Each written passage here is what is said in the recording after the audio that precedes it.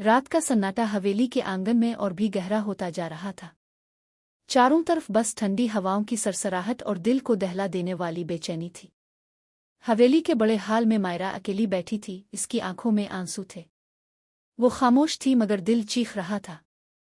उम्मी, आप कहाँ हैं? कई दिनों से मायरा अपनी माँ अभीरा को याद कर रही थी।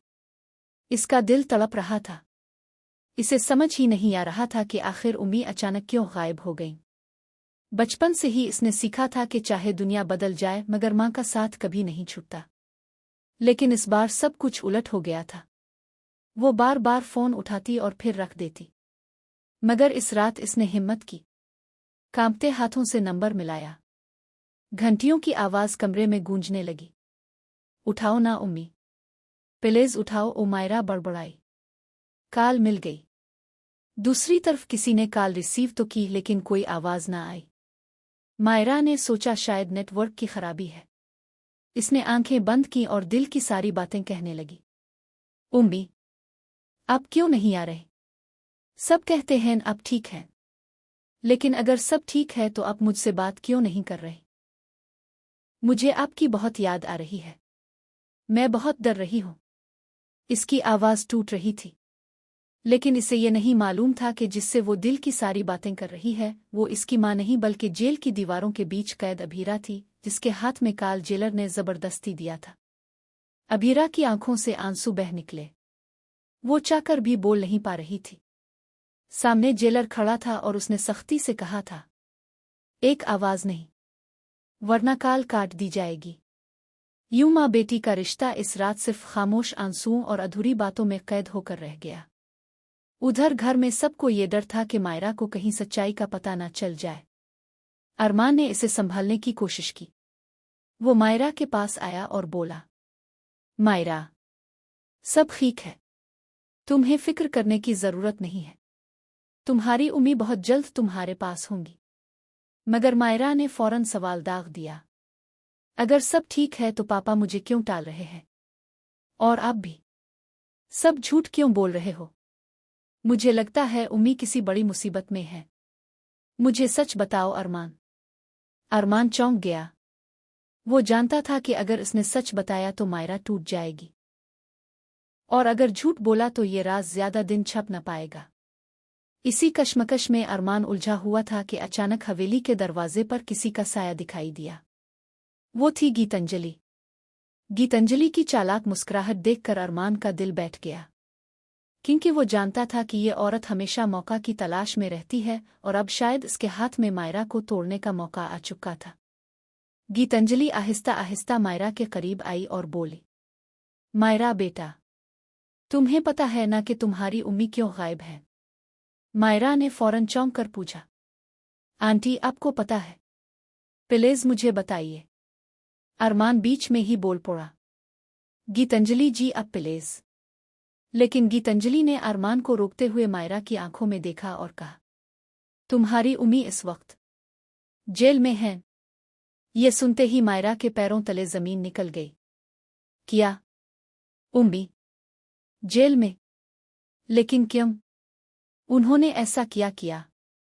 गीतांजलि ने झूठी हमदर्दी दिखाते हुए मायरा के कंधे पर हाथ रखा और बोली, तुम्हारी उम्मी ने कत्ल किया है।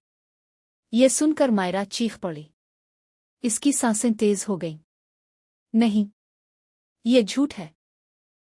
मेरी उम्मी ऐसा कभी नहीं कर सकती। आप झूठ बोल रही हैं। अरमान ने फौरन मायरा को गिले लगाया और कहा, मायरा प्लीज पुरसुकून हो जाओ। तुम्हारी उम्मी ने कुछ गलत नहीं किया। ये सब एक साजिश है। लेकिन मायरा का दिल टूट चुका था। इस रात हवेली में तूफान मच गया। मायरा बार बार रोते हुए कहती रही कि वो अपनी माँ से मिलना चाहती है, मगर घर वाले इसे रोकने लगे। इसी दौरान असल मोड़ तब आया जब अंशुमान अचानक घर लूट आया। इसकी आंखों में खौफ और चेहरे पर पसीना था।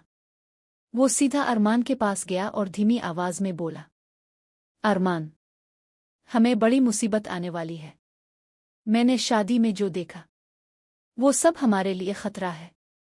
अभीरा जेल में है क्योंकि असल कातिल कोई और है। अरमान चौंक गया। किया। कौन है असल कातिल? उनशोमान ने उधर उधर देखकर कांपती आवाज में कहा। वो है गीतांजलि। अब कहानी ने ऐसा मोड़ लिया कि हवेली का हर कोना दहुल गया। अगर गीतांजलि ही असल कातिल है तो फिर इसने इल्जाम अभीरा पर क्यों लगाया? और किसका कत्ल हुआ था? असल में शादी के दौरान एक हादसा हुआ था। वहां अचानक एक शख्स की लाश मिली जो खानदान का पुराना दुश्मन था। सबके सामने हालात ऐसे बने कि शक अभीरा पर गया और इसे गिरफ्तार कर लिया गया। मगर उनशोमान ने अपनी आंखों से देखा था कि इस रात गीतांजलि ने इस आदमी को धक्का दिया था।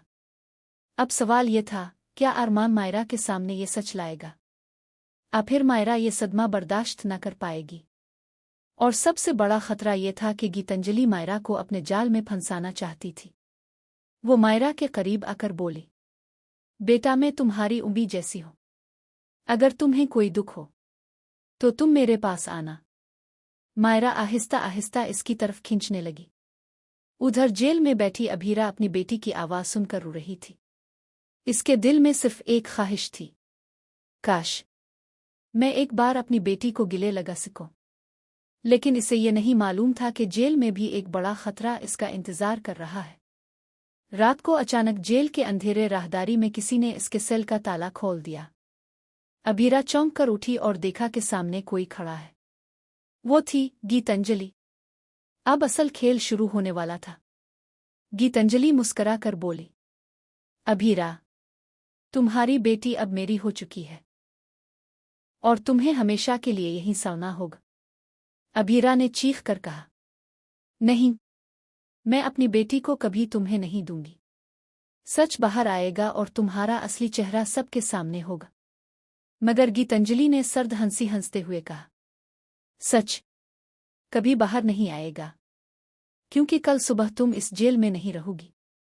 तुम्हारा नाम और तुम्हारी यादें सब मिटा दी जाएंगी।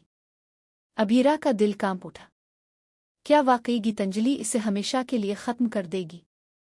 क्या मायरा कभी अपनी मां तक पहुंच पाएगी? क्या अरमान और उनशोमान सच सबके सामने ला पाएंगे? दोस्तों, आने वाले एक साथ में ये कहानी और भी ज्यादा चौंकाने वाले मोड़ लेगी।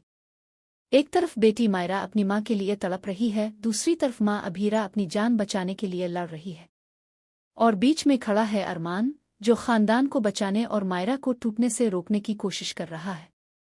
लेकिन सबसे बड़ा सवाल यही है, क्या मायरा अपनी मां तक पहुंच पाएगी या गीतांजलि जीत जाएगी?